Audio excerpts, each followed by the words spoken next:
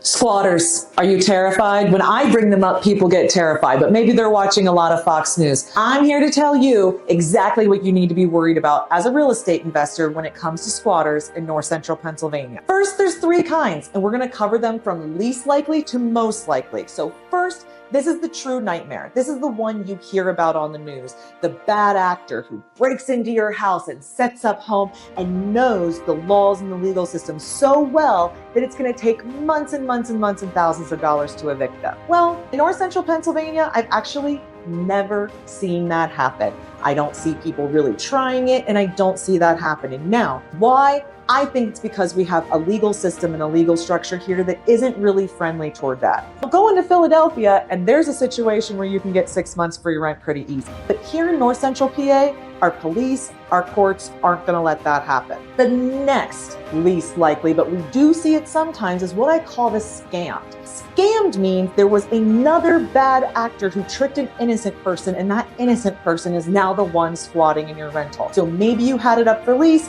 that person steals the ad, convinces other person, hey, you can live here, takes their money, and sometimes they bother to give them access to the property, and sometimes they don't. In most cases here in North Central Pennsylvania, they don't. See, this is actually kind of frequently done. People are being scammed. What's unusual is that they're getting access to the home. It's happened less than 4 times in my 20-year career, and in every case, we've been able to find the person as they were attempting to set up home. So they never got a chance to truly become a squatter. We were able to prevent it. How do you prevent this? Well, secure your property, watermark your photos, and check on your property a lot. Make sure you're there while it's vacant. It's at its most vulnerable. So being there, being present, number one thing you can do. And now the one that is most likely to happen, the one that I've encountered more times than I'd like to tell my mom and dad and husband about, well, this is the opportunist. This is the person who's truly just seeking warmth and shelter. And today it's 0 degrees outside here in North Central Pennsylvania. So unlocked doors, unlocked homes, areas where people can take shelter, get warm, these are really, really vulnerable. So what do you do to protect yourself against that? Honestly, simply